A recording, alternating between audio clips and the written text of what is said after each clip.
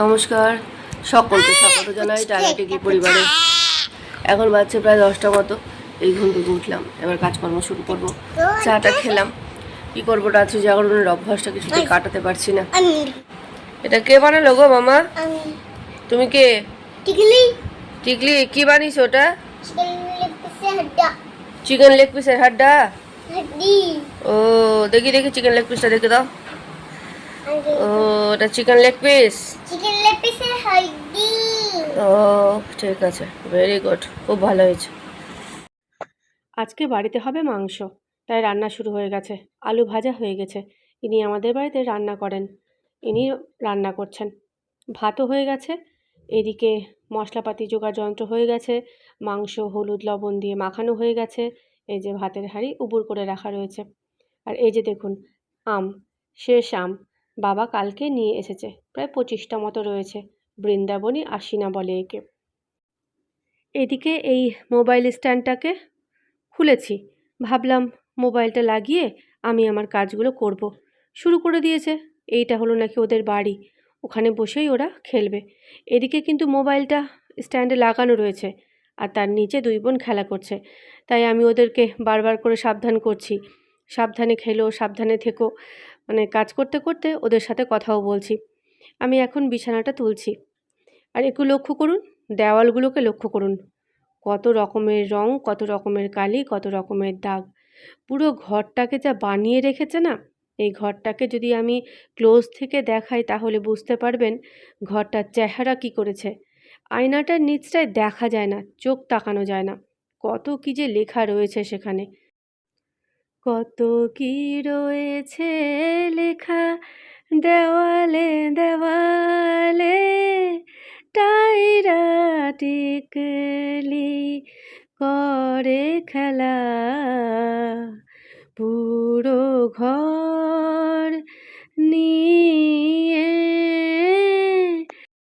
একটু জিনিসপত্র এদিক ওদিক করলাম, দুই বোন আমাকে সাহায্যও করে দিল।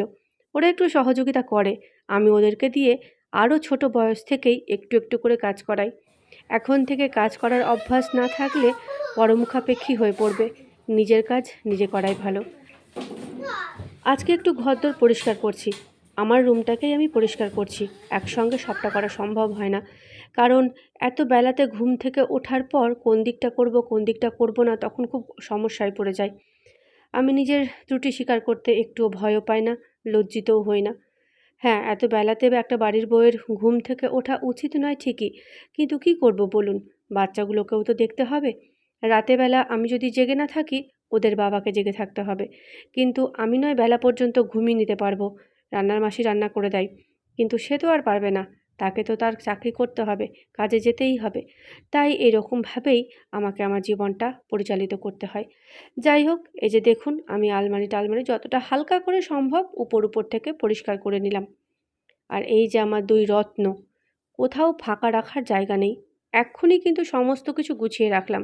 কি করলো দেখুন, কাছাকাছি করতে করতে বেল বাজলো। চাবি দিতে গিয়ে দেখি কি ভয়ঙ্কর অবস্থা, পা রাখার জায়গা নেই, চারিদিকে খেলনা ছড়িয়ে। ঘরে এসে টায়রা টিকলিকে দেখি, টায়রা টিকলি নাই, নিচে চলে গেছে। কেন গেছে? দরজায় একটা কুকুর বসেছিল, তাকে তাড়াতে দুই বোন একাই চলে গেছে। বাবা বারণ করেছে, ওদের বাবা বারণ করেছে, যেও না, কুকুরটা বসে আছে থাকতে দাও, ছায়া আছে। কিন্তু ওরা তা শোনেনি, চলে গেছে নিচে কুকুরকে তাড়াতে। তাই এই শাস্তি এখন এদেরকে ভোগ করতে হচ্ছে। এখনও টিকলির কান্না থামেনি, টায়রারও মনটা খারাপ আছে, কিন্তু টায়রা নিজের ভুল বুঝতে পেরে অত বেশি আর কিছু করে না। কিন্তু টিকলি কেঁদে কেটে আমার মনকে ডাইভার্ট করার চেষ্টা করে, শাস্তিটা কমানোর চেষ্টা করে। কিন্তু মা তো অন্যমনস্ক হওয়ার মানুষ নয়, তাই আমিও নরম হচ্ছি না, কড়া হয়েই রয়েছি।